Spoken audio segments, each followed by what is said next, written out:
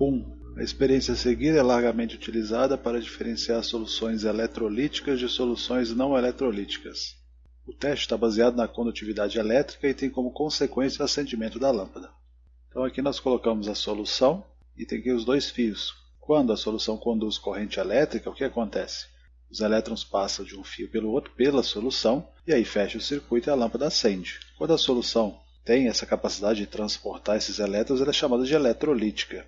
A solução não eletrolítica, ou seja, não condutora, ela não permite ou tem grande dificuldade que esses elétrons passem e fechem o circuito. Então pode ser que na solução não eletrolítica a lâmpada acenda muito pouco, ficando bem fraquinha a luz, ou não acenda quando realmente não conseguir passar a corrente necessária para acender a lâmpada. Então a lâmpada acenderá no recipiente quando tiver presente a seguinte solução. Então o que nós vamos fazer? Nós vamos avaliar aqui as opções. Nós vamos lembrar lá das ligações químicas. Em solução aquosa, ou seja, misturado na água, que tipo de composto tem facilidade em conduzir corrente elétrica? Nós vimos lá a ligação covalente, a ligação iônica e a ligação metálica. A ligação metálica não dissolve na água. O metal você pode colocar lá dentro, ele não dissolve na água. Então, está fora.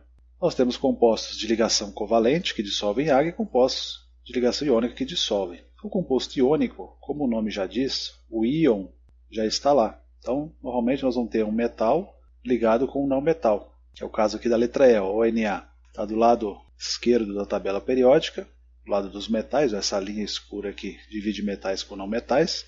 Esses átomos em azul são os não metais. Então, não metal com metal, ligação iônica. Então, já existe o íon. Quando coloca na água, a água separa os íons e aí as cargas estão livres. Então, o transporte é facilitado. Então, o composto iônico, em solução aquosa, tem grande facilidade de transportar elétrons. Então, ele forma uma solução eletrolítica. Então, a letra E, correta. Letra D, carbono, hidrogênio e oxigênio, um composto orgânico. Isso aqui é a glicose, é o açúcar, só ligação covalente. Não tem facilidade para transportar elétrons. Por quê? Porque os elétrons estão presos na ligação covalente, que é a ligação que se compartilha os elétrons. Então, tem dificuldade em fazer esse transporte. Letra C, H2O é a própria água. A água é ligação covalente. O hidrogênio, apesar de ser metal, ele se liga covalentemente com os não metais. Então, a água pura não conduz corrente elétrica. O HCl, que é o ácido clorídrico, a gente reconhece a fórmula dos ácidos inorgânicos porque eles começam com hidrogênio na fórmula. A única exceção é a água. O H2O começa com H, mas não é ácido. Esses ácidos em solução aquosa, ou seja, quando estão misturados na água, o que vai acontecer? A água consegue arrancar o próton, o H aqui, vai ficar o H+, e o Cl-. Então o HCl, os ácidos inorgânicos, quando colocados na água, eles sofrem uma reação de ionização. A água separa o hidrogênio, formando íons onde não tinha. Então o sal, que é o NaCl aqui, o sal de cozinha, o processo é dissociação. Separam-se os íons que já existiam. Quando é o ácido, o íon é criado onde era ligação covalente. Não tinha íon, agora tem. Então a letra B também serve como resposta. E a letra A, gás oxigênio, é só ligação covalente, não vai conduzir corrente elétrica. Importante chamar a atenção que o HCl aqui está com aqui, aquoso, misturado na água. Então, misturado na água, nós temos o quê? Que ele ioniza e aí forma a solução. A letra E, está vendo que está considerando o NaCl sólido? Então, o NaCl em solução aquosa conduz corrente elétrica. Porém, aqui, como a opção está deixando o NaCl sólido, apesar do enunciado dizer que o experimento é para soluções, ou seja, você tem que misturar o NaCl na água, então, do jeito que está escrito na resposta, a resposta mais coerente é a letra B. Porém, a letra E é correta, apesar de estar escrito que ele está sólido, não está misturado em água, porque o enunciado diz que o teste é para solução. O que é solução? Quando você mistura e forma uma mistura homogênea. Então você vai misturar o NaCl na água, ele vai conduzir misturado na água. Tá? Sólido ele não conduz. Então a resposta mais coerente pelo que está escrito na resposta é a letra B. Porém a letra E também serve como resposta correta. 2. A boa condutibilidade elétrica das soluções aquosas do cloreto de sódio deve-se ao movimento D. Então o cloreto de sódio, já vimos na questão anterior, NaCl, é uma ligação iônica que forma esse composto. Então, quando colocado em água, a água separa, dissocia os íons. Então, a presença de íons na água faz com que a passagem da corrente elétrica ali seja facilitada. Então, letra E de errado, resposta correta, íons dispersos. 3. Considere a figura a seguir as seguintes possibilidades para o líquido existente no interior do copo. Então, dentro aqui do copo teria água pura, água mais açúcar, que é a glicose, água mais sal de cozinha, que é o NaCl, que nós já vimos. Qual alternativa melhor descreve a condição da lâmpada? Água pura não conduz corrente elétrica. Ligação puramente covalente é mau condutor de eletricidade. Água com açúcar, com a glicose, nós vimos aí na questão anterior, fórmula C6H12O6, só ligações covalentes também mau condutor, não vai acender a lâmpada. E aqui, sal de cozinha, já discutimos também na questão anterior, quando misturado na água, separam-se os íons, dissociam-se os íons e conduz corrente elétrica. Então só vai acender a lâmpada no 3, 1 e 2 não. Então a opção correta, apagada em 1 e 2, letra C de casa.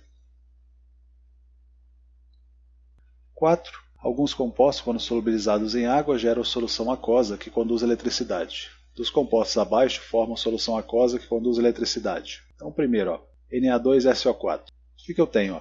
Tenho o S e o O, que estão aqui na parte azul da tabela periódica, que são elementos não metálicos, ou seja, são ametais, que se ligam por ligação covalente. E tenho aqui o sódio, que é o Na, que está aqui na primeira coluna. O sódio é metal, ele vai se ligar por ligação iônica com átomos que estão do lado azul. Então eu tenho ligação iônica, isso aqui é um sal, quando colocado na água, a água vai separar. Então eu vou ter íons em solução, ser separados, dissociados. Então o primeiro conduz corrente elétrica. Segundo é o gás oxigênio, só ligação covalente, a água não consegue quebrar essa ligação para formar íons, não conduz.